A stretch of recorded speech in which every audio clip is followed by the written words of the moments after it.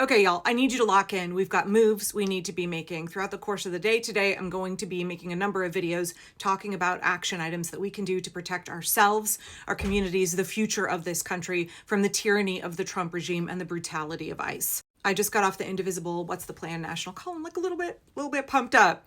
After the murder of Renee Good in Minnesota, the shooting of Luis and Yorlenis here in Portland, and last night there was another shooting in Minnesota by ICE agents.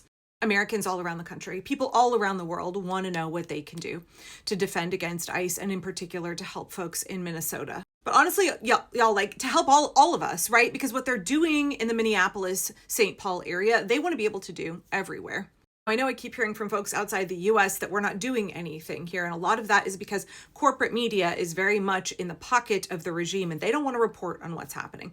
So in the Indivisible call earlier today, Ezra pointed out that in 48 hours, Indivisible mobilized 1,200 protests around the country in response to what ICE is doing in Minneapolis in response to Renee Good's murder. Americans protested in 1,200 locations around the country, and that event was put on in less than 48 hours. And in many cities, those protests are still going on right now. Americans are protesting in every single state, every single day, but the regime is actively suppressing that fact. They don't want anybody to know how deeply unpopular they are and how pissed off we all are. In the What's the Plan call today, Indivisible's co-founder, Ezra, said, it's Americans' job right now to be outraged. And I completely concur. Likewise, it is the job of our elected officials to be outraged and to act on our behalf, right? We have to act, and we also have to, unfortunately, drag our elected officials kicking and screaming to the line with us in order to defend democracy. While nonviolent protests around the country, really important, great, fabulous, yes, they are on their own insufficient to stop this. And in particular, when we're talking about stopping the lawlessness and out of control behavior of ICE, it comes down to money. It comes down to funding. What is happening in Minneapolis right now is happening because Republicans funded ICE to the tune of tens of billions of our tax dollars through the big, nasty, bloated budget bill. And Senate Democrats, led by Chuck Schumer, failed to obstruct the passage of that bill into law. Which gets me to my first action item, besides the fact that we're all organizing and protesting with our local groups. The first action item we need to undertake is to do that dragging, kicking, and screaming of our elected officials to be in opposition with us. We can't necessarily count on them to be allies. We can leverage them as a tool. What do I mean by that? So there is an upcoming appropriations bill at the end of this month, and it includes more funding for ICE. Chuck Schumer and Hakeem Jeffries have been asked multiple times in the last few days whether they support passing this funding to ICE with all that is going on in the country. And they're like, no comment. They just dip out, right? They don't want to answer questions from reporters. But the Progressive Caucus, which is about 100 of our representatives in Congress, have come out and said they will not support funding ICE while ICE is engaged in lawlessness and terror in Minnesota, while they are violating the 4th, 1st, and 14th Amendment rights of people all around this country, but in particular right now in Minneapolis. Indivisible launched a campaign today asking all of us to contact our elected officials and demand that they rein in ICE. Chuck Schumer and the Surrender Dems have failed us twice already. But we are hearing from 100 members of the House and several senators. I think Chris Murphy is one of them. I believe Senator Padilla is another. So on top of the approximately 100 members of the Progressive Caucus in the House, I think it's 6 or 7 Democratic senators that are like, yeah, we can't support this funding package that includes more money for ICE. Not right now.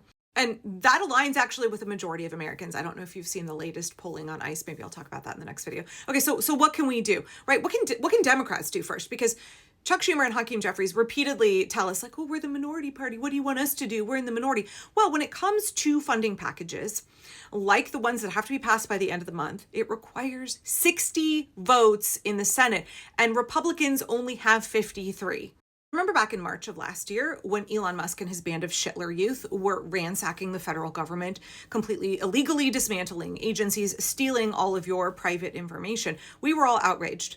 And the demand was made of our senators at the time to obstruct government funding. That 60 vote majority, right? They had power there. And Chuck Schumer was like, oh yeah, we're going to do this. We're going to be strong. And then at the last second, less than 24 hours after he came out and said, we're going to hold strong, he flipped. He caved immediately.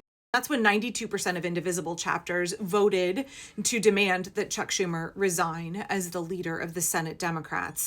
Chuck Schumer and a number of Senate Democrats failed us, which would continue to be a pattern, right? So now we're moving forward into September, facing another government shutdown, and there is this battle over the ACA subsidies and Medicaid funding.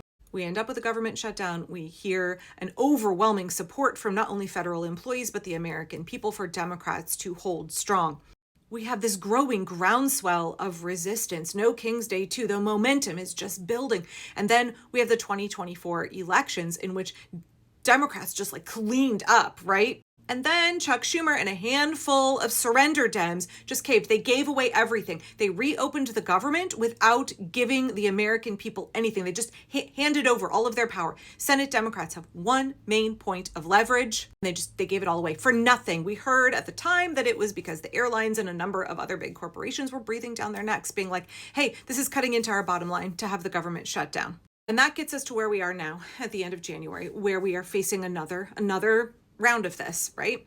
Where Senate Democrats have still failed to remove Chuck Schumer. He has shown he is inept, he's inadequate, he's weak, he does not understand what's happening in this country. He thinks it's magically just going to get fixed in the midterms. He's completely, woefully underestimating the moment. I don't know why Senate Democrats have not removed him. Still worth calling every single day. It is only Senate Democrats who can vote to remove Chuck Schumer, and I think it takes like 10 of them to do it. So what we have right now is, come the end of the month, Senate Democrats can decide whether or not to allow the Republicans to continue to fund ICE while ICE is violating our rights, is acting as a lawless, out of control paramilitary force terrorizing multiple cities, but especially right now, Minneapolis. Senate Democrats can allow more money to flow to ICE or they can obstruct it.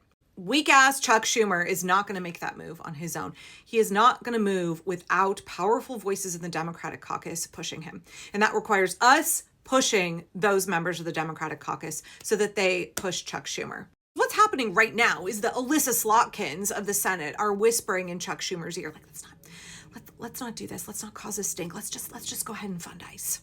And we have to push our Democratic senators to drown out the Alyssa Slotkins. We have to push our Democratic senators to push Chuck Schumer. Here's what we're going to do, y'all. It's going to take less than 5 minutes a day. We're going to do it every day for the next week. Indivisible is asking us to call our members of Congress, in particular Democratic senators, demand that they reject increased funding for ICE and Border Patrol. We are asking them to restrict ICE and Border Patrol's ability to conduct dragnet arrest operations. ICE has no authority over American citizens, and yet, without any legislative, judicial, or public oversight, they are conducting mass surveillance. They're scanning your phones, your biometric data. They're knocking on your doors, violating your Fourth Amendment rights. The government is spending billions of dollars deploying them to our cities where they are enacting violence against Americans. They are out of control and completely lawless. As Indivisible says, ICE's lawlessness cannot be funded without Democratic votes. No Democrat in the Senate should be voting to fund ICE.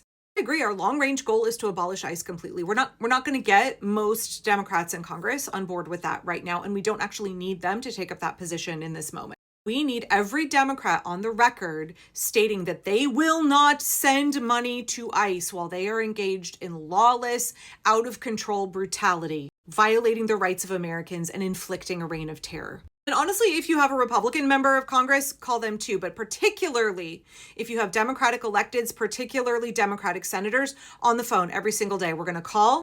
Indivisible has a script that you can use. I believe 5 Calls does as well. Indivisible and 5 Calls have scripts you can use. I try to be polite and brief.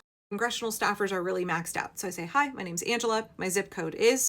As my senator, you cannot in good conscience vote to send more money to ICE while they are violating the constitutional rights of Americans in this country. Are you going to vote no to fund ICE in the coming weeks? I am one of your constituents and I would like a response. That's it. That's all you got to do. And then you got to notify all your friends, have all your friends and neighbors call. And we've got to flood their phone lines in a mass pressure campaign. It's not one call here, one call there. They need 1,000 calls in a week. So let's do it. Get on the horn. Call them every single day.